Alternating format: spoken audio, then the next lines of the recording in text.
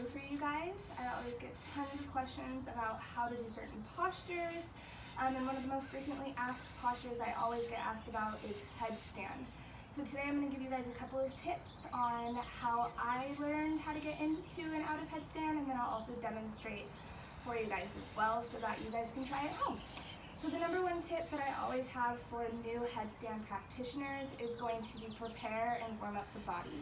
You're not going to get anywhere if you aren't warming up your core, your shoulders, and your arms. You're going to pretty much feel like a noodle trying to hold yourself upside down.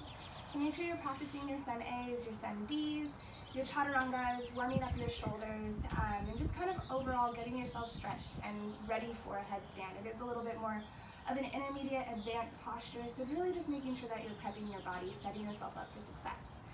The second biggest tip I always have for my new students is to use a wall, especially if you're unaware of how to fall out of something, or you're kind of unaware of what it feels like to get your hips above your head. It can be a really scary feeling sometimes. So really making sure that you have a wall, maybe a tall couch that can support you as you're figuring out how to get your hips above your head. That way if you fall backwards or fall forward, you have less of a risk of kinking your neck or injuring your shoulders.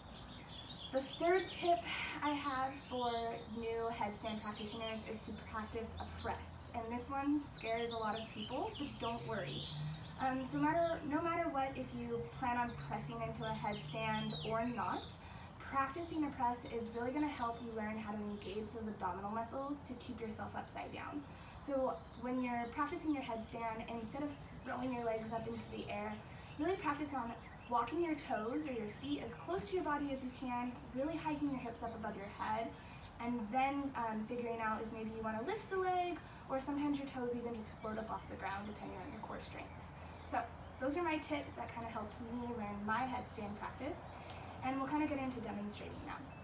So when you are entering your headstand practice, the first thing you want to do is measure your arm width distance. Your arms want to be a certain width away from each other, or a certain distance away from each other, to really help you maintain balance. And the way that you measure this is by taking opposite hands to opposite elbow. So hand to elbow, hand to elbow. This is a good indication of how far your elbows, your arms need to be apart from each other to really help you maintain balance.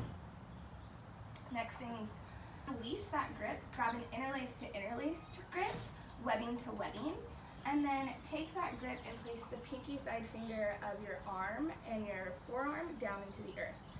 You really want to press down into the outsides of your fingers, press down into your forearms, and press down into your elbows. This is going to help take any weight off of your neck and off of your shoulders. So from that press, find that press, and then take the crown of your head and place it into the space right in between the palm of the hands.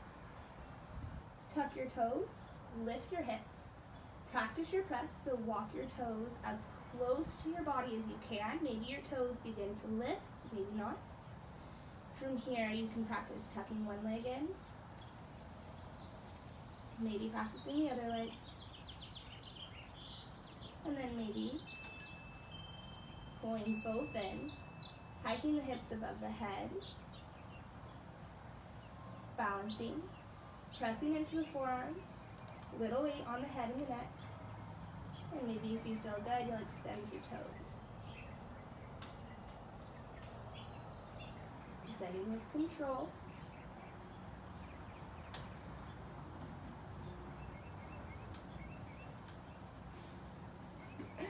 And adding a smile.